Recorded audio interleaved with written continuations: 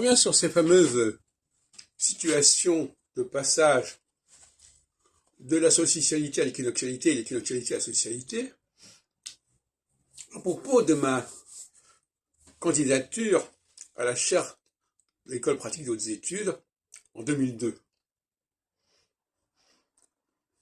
lorsque Antoine Fèvre doit laisser la place à un successeur pour la chaire des courants ésotériques.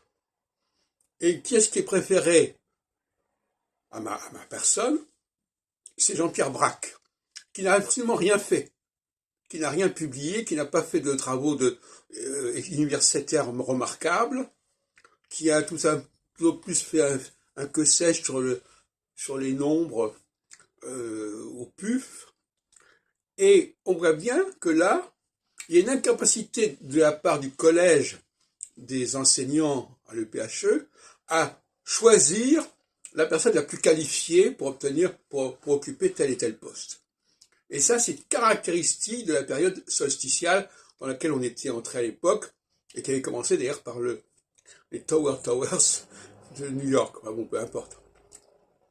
Et prenons un autre exemple avec Mitterrand. Mitterrand se présente en phase... alors, on va prendre l'exemple. On va prendre l'exemple, un autre exemple qui me concerne également, mais en sens inverse.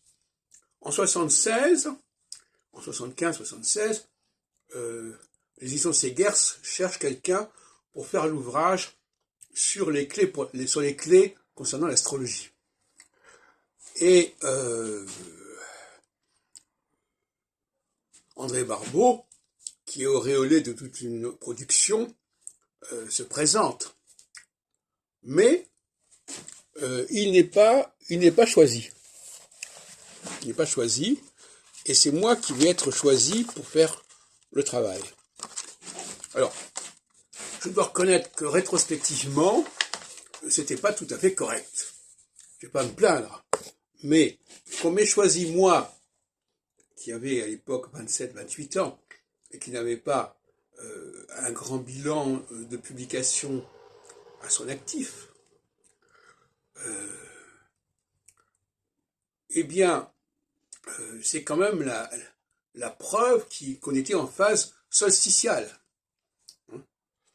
Et qu'en phase solsticiale, il y a un déni de reconnaissance des gens par rapport à leurs propres valeurs. À la même époque, d'ailleurs, en 1974,